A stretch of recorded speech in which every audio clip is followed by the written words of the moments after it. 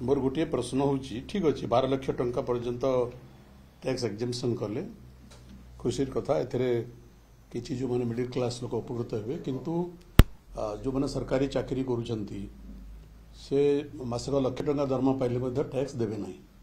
मोर प्रश्न हूँ केते जन केते परसेंटेज लोक सरकारी चाकरी करुँचे भारत वर्षर यही प्रावधान द्वारा केते परसेंट लोक उपकृत हे। चाषी तो उपकृत हे नहीं, श्रमिक तो उपकृत हे नहीं, जो मैंने 12 लाख टंका भितर अच्छा भारत वर्षर केते परसेंट लोक 12 लाख टंका आय करती। सर्वे रिपोर्ट कहूँ भारत वर्षर साधारण लोक 3 लाख टंका वर्षकतार आय हुए से तो उपकृत हे नहीं, they are the majority. But से जहाँ हो सरकार किसी रिलीफ देइछंती मुझे स्वागत करुच्ची। द्वितीय कथा हूँ माननीय प्रधानमंत्री बारंबार कहती जे ओडिशा हेब पूर्वोदयर प्रतीक, तेणु ओडिशा को उदय करुछंती ना अस्त करुछंती। सबुठारु जदि को राज्य ए बजेट रे अवहेलित होईची इग्नोर होईची सेटा होची ओडिशा। एवं राजनैतिक स्वार्थ को आख्या रखी बजेट रे व्यवस्था अनेक प्रावधान करा जाईची। जेहेतु बिहार रे निर्वाचन अच्छी बिहार जुईप हो गला आमे कौन राज्य को अधिक टंका देवार विरोधी नो, किंतु ओडिशा प्रति वैमात्रिक मनोभाव कहीं।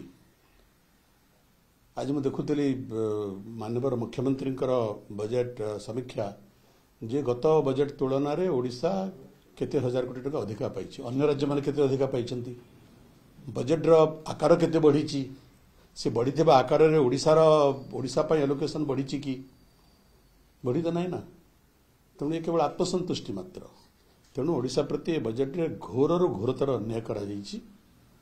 आमे सिथिपई संपूर्ण भाव में बजेट को स्वागत करि पारुनो।